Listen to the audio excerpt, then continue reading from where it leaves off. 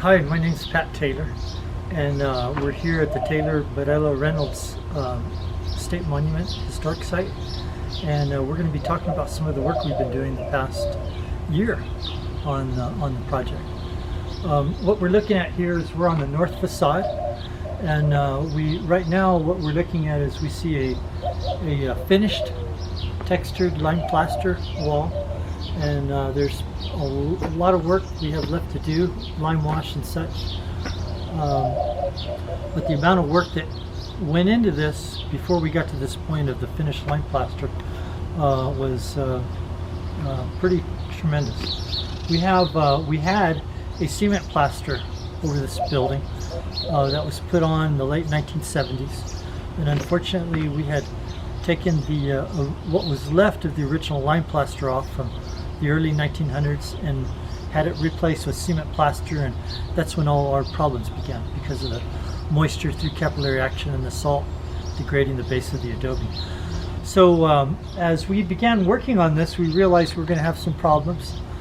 So we took off the plaster in sections, and along this stretch we kind of have two sections here, that east side of the doorway and the west side of this doorway. The east side of the doorway, the base we had dealt with, oh gosh, maybe 20 years ago, and we had a concrete collar that we had taken off that was retaining a lot of moisture, and we did all our basal stabilization, where we go in and we dig out the degraded adobes and install new adobes, and that worked out real well, and that has been working really well in that area. Of course, needing the maintenance that it does.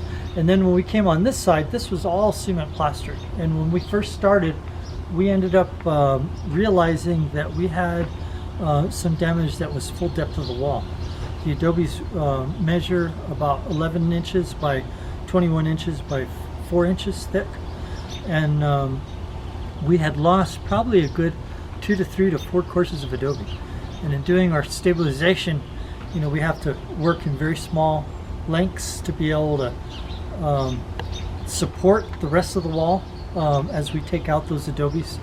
And we kind of went incrementally down the wall, painstakingly slow, so we wouldn't risk collapse, and managed to replace almost this whole base of the wall, and then begin our process of the wall preparation for its stabilization and also its first mud leveling coats.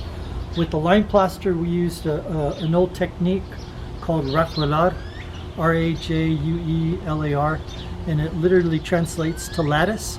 And there are stones in the open head joints and the horizontal head joints that were used to anchor the lime plaster. They are, like, for a bad example, what chicken wire is to cement stucco. So we're not going to talk about cement stucco. This really allows the plaster a longer life because it can actually be structurally attached to the wall.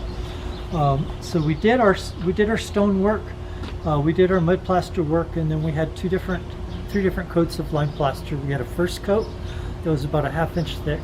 We had a leveling coat that was another 3/8 to ½ inch thick, and then we had our final coat that was about another 1/4 to 3/8 inch thick.